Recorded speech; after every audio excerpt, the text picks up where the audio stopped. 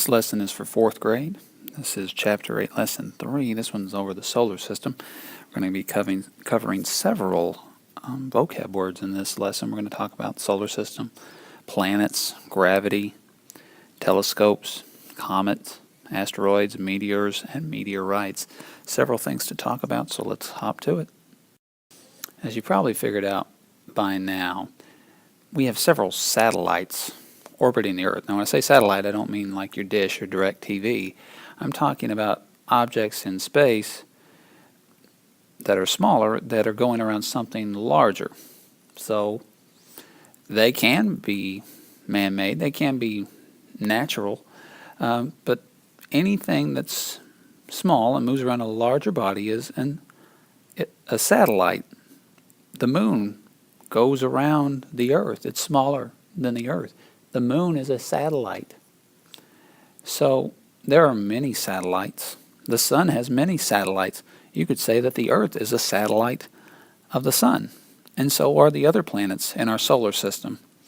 The solar system is the sun and all the objects in orbit up in space. The solar system is millions of kilometers wide.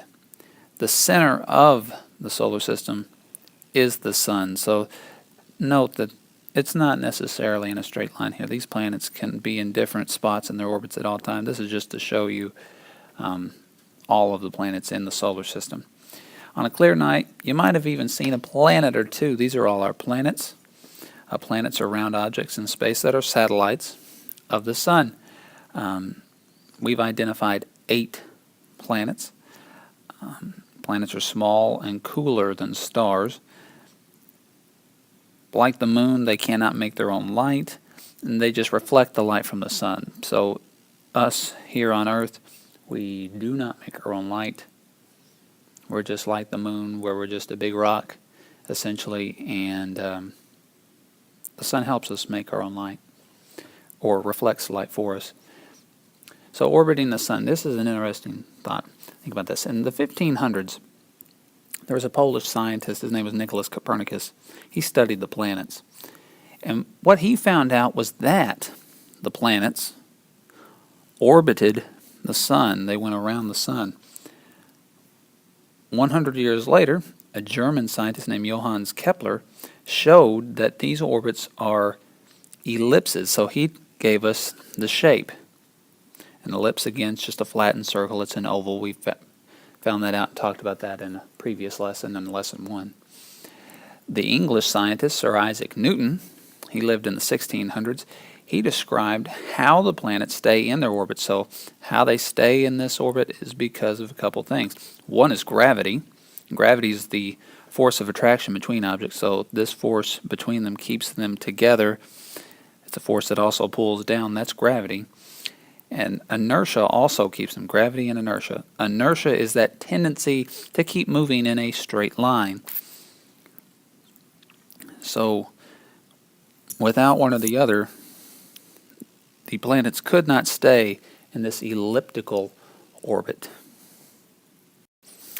So how do we learn about the solar system?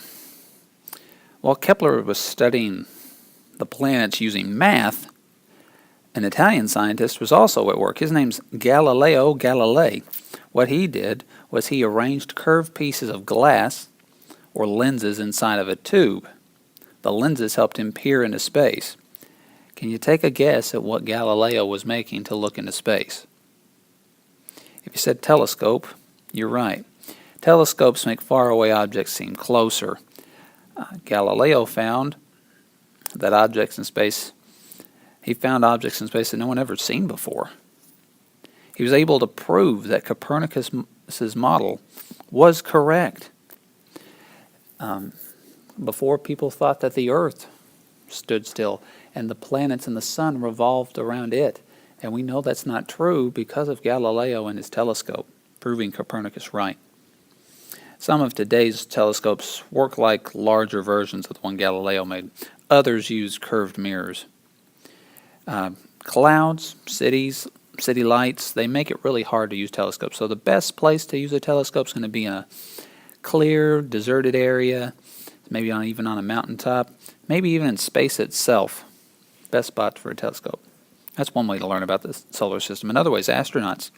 We've got many countries that explore space. The United States has NASA, which is the National Aeronautic and Space Administration.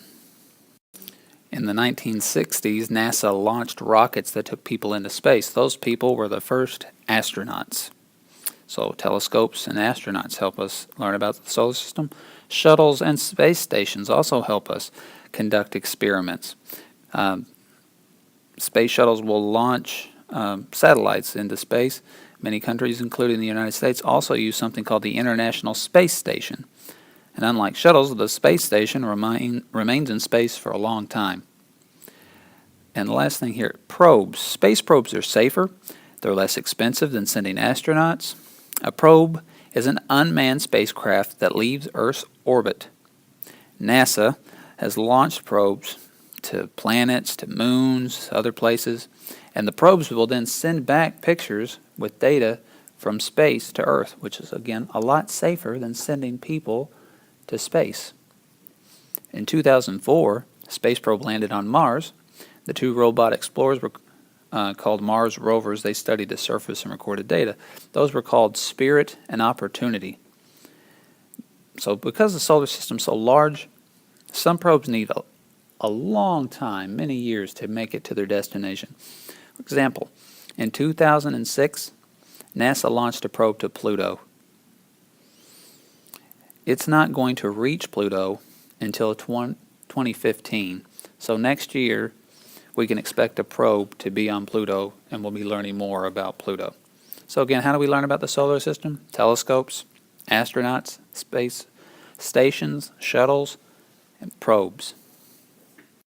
As stated earlier, we have 8 planets. We divide them into 4s. The first 4 planets are called the rocky planets. They're also called the inner planets and the terrestrial planets. So know those names again, rocky, inner, and terrestrial planets. They have a lot in common. They're obviously, since they're the rocky planets, they are made out of rock. They have solid cores made of iron. There's also some big differences between these planets. Let's talk about them a little bit at a time. Talk about Mercury. It's the closest planet to the sun. It makes it very hot, but it doesn't mean that's the hottest. We'll come back to that. It has almost no water and very little air. Its surface has many craters, like the moon, our moon. It's also the smallest of the rocky planets. At its equator, it's less than half the size of Earth. That's pretty small. Mercury does not have a moon. Next in order, we have Venus. Venus is the second closest planet to the sun. It's got a very thick atmosphere. It's mostly made of carbon dioxide, and the atmosphere does not allow heat to escape, not easily at least. That makes Venus the hottest planet. So again, Mercury's not the warmest or the hottest. It's Venus because of that atmosphere. There are many volcanoes on Venus. It's covered with lava. It also does not have a moon. Making it to the third planet, Earth, which we know a lot about since we live here. It's unique in our solar system. It has oxygen and liquid water. Its atmosphere keeps temperatures from getting too hot or too cold, and that's just right for life. That's why we're here. Earth's the only planet that we know of that has life. Next in line we have Mars. And Mars is the most like Earth of all the planets. It's got 2 moons and a thin atmosphere. It has volcanoes, but they're no longer active. The surface shows evidence of erosion by floods and rivers. So today Mars is much colder than Earth. Its water is frozen in ice caps near both poles. So that tells us that there's signs that there was water at one time on Mars, which shows that it had the potential possibly to support life. Not saying it did, but it had potential with the water. In addition to probes, NASA hopes to send astronauts to Mars one day. Its rotation time is about 24 hours, so it's very similar in its rotation time to Earth. However, its revolution time each year is double. It's 687 days to go one time around the sun, where it takes us 365. Fun fact on Mars, it's called the red planet because of iron oxide or rust that gives it that reddish color. Now that we're finished with the first 4 planets, your terrestrial, rocky inner planets, let's talk about the other planets. We call these 4 planets that are beyond Mars the gas giants. We also call them the outer planets and the Jovian planets. Jovian spelled Jovian, Jovian planets.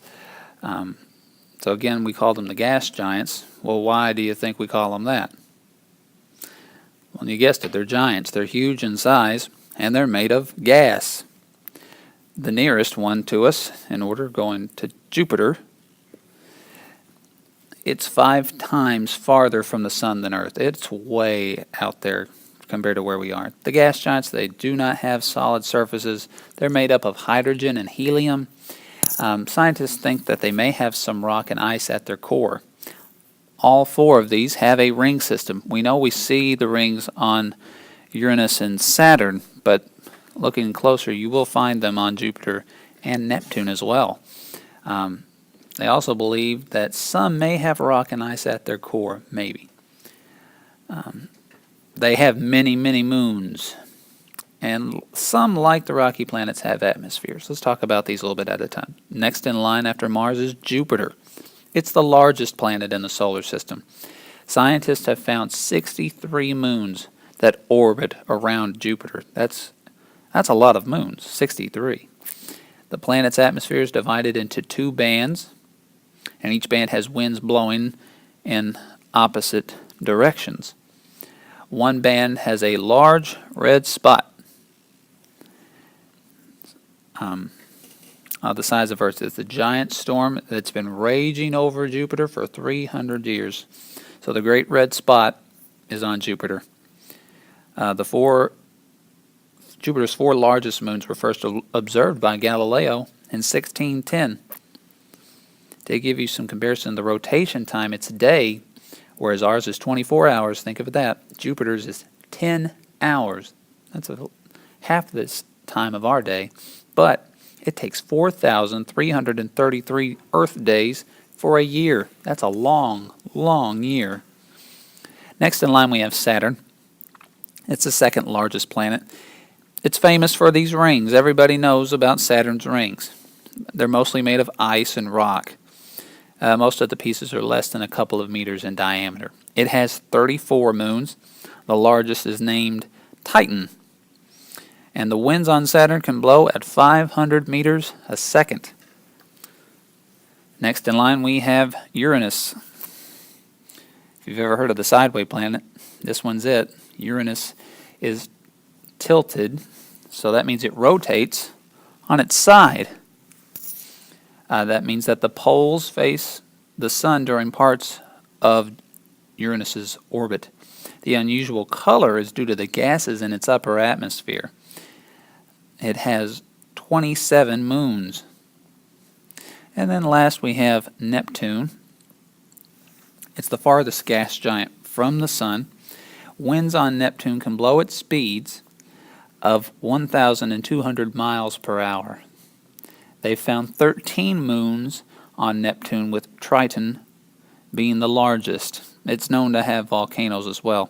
It takes 165 Earth years for Neptune to orbit the sun. That's a long time. Now, I'm sure some of you are saying, what about Pluto? Well, Pluto is not a planet anymore. It's now considered a dwarf planet. Scientists have been discovering these smaller planets in the solar system, called them dwarf planets. Most are round and made of ice, and they cross into the orbits of other objects. That's why were reclassified, because crossing into another orbit. There was a time, and there is a time still, where Pluto is actually closer to the sun than Neptune. Because that happens, it was kicked out of the planet classification, and it's now a dwarf planet. Pluto's best known is, again, the best known dwarf planet. And like we said, for 76 years, it was considered the 9th planet until they changed that classification in 2006. So what else is in the solar system? We have all these objects. We've talked about the sun. We've talked about our moon. We've talked about all of the planets. But there's a bunch of other objects that are out there, smaller objects that revolve around the sun. We have comets. A comet is mostly ice mixed with rock and dust. It moves in a long, narrow orbit, and when it comes to the sun, it heats up really quick. Well, the ice mixed into this is going to quickly melt and shoot back, and that's why the comet looks like this. Forms a thin tail of gas and dust that points away because the ice is kind of melting a little bit. You also have asteroids that are in the solar system. They're large chunks of rock or metal in space. The solar system has thousands of asteroids. Most of them lie in a belt, the asteroid belt that you've heard about, that lies between Mars and Jupiter. So you have the first 4 planets, the asteroid belt, and then the gas giants on the other side. And then we have meteoroids. When asteroids collide, so you have a really big rock and asteroid, they crash into each other. Pieces of that rock or metal are going to break off, and they become a smaller piece called a meteoroid. If a meteoroid enters Earth's atmosphere and it starts burning up and getting the tail, it's called a meteor. Some people think that they're shooting stars. There's no such thing as a shooting star. It's a meteor. When the meteor, if the meteor, I guess I should say, reaches Earth's surface and we hit a crater on Earth, that is now called a meteorite. So it's all based off of size and location between asteroids, meteoroids, meteors, and meteorites. Okay, we've learned about a lot in this lesson. We've talked about the solar system, what's in our solar system. We've talked about all 8 planets. Your first 4 planets called the inner terrestrial or rocky planets, which is Mercury, Venus, Earth, and Mars. We talked about the last 4 planets, your gas giants, your Jovian or outer planets, which is Jupiter, Saturn, Uranus, and Neptune. Talked about dwarf planets. We talked about how to learn about the solar system, telescopes, astronauts, shuttles, space stations, and probes. We've also talked about other objects that are out there, such as comets, asteroids, meteors, meteoroids, meteorites. There's a lot in this lesson. If you have any questions, feel free to leave a comment in the comment section below, or students may send me a message on Edmodo.